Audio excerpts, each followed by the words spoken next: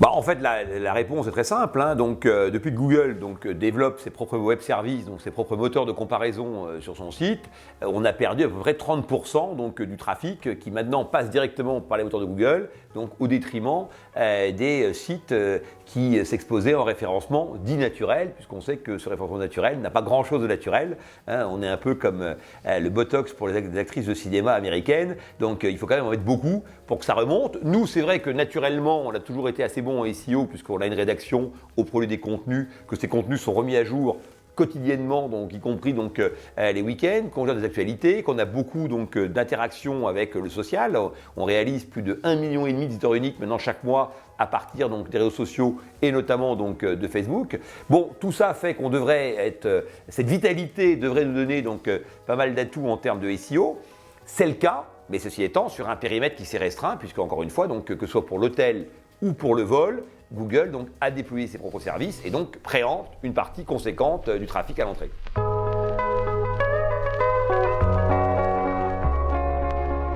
La première des réponses, c'est qu'il faut encore être meilleur pour que Google vous valorise davantage. Alors, vous valorise peut-être sur d'autres environnements sémantiques que ceux qui naturellement drainaient le trafic historiquement. Il est évident qu'aujourd'hui, par exemple, EasyVoyage est très bon sur la météo, de prévision météo. On a développé toute une expertise à la fois éditoriale et en même temps temps réel avec Météo France, avec une filiale de Météo France qui s'appelle Mednext. Et on développe ça depuis maintenant 3 ans. On a développé également, je vous le disais, un trafic assez fort à partir des réseaux sociaux, puisque si Google baisse en termes de volume redirigé vers les sites du e-tourisme, Facebook lui monte énormément. On a ensuite évidemment un phénomène important qui est le phénomène du mobile, tant sur la partie responsive, et là on retrouve malheureusement un peu Google, mais aussi sur les applications. Donc là par contre, on peut faire de la rétention sur les internautes qui viennent chez nous.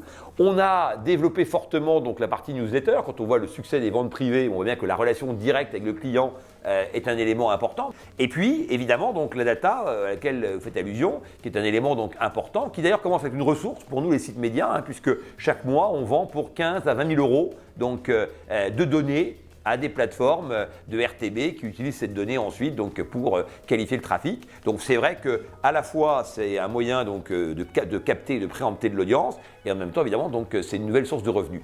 On a ici beaucoup d'experts et adossé à ce bassin d'audience qu'est Webedia, parce que je rappelle que Webedia c'est 25 millions d'internautes visiteurs uniques chaque mois, c'est-à-dire quasiment la moitié, plus de la moitié des internautes français qui passent par Webedia. Et là on a un vrai enjeu pour EasyVoyage qui est de préempter la part de voyageurs de ces 25 millions qu'on peut situer autour de 11 millions. À nous maintenant d'utiliser tous les leviers pour la faire venir vers EasyVoyage. Puis dernière chose, nous avons grâce à cette data de longue date développé des outils de prédiction tarifaire intéressants sur le vol, puisqu'on est capable de prédire à la fois l'évolution des prix à 6 mois et puis également on vous dit s'il faut acheter votre vol maintenant ou attendre quelques jours parce que les prix pourraient être plus avantageux. Voilà, donc ça, la data, c'est évident que pour un site média, pour un site d'infomédiation, c'est au cœur de tous les sujets.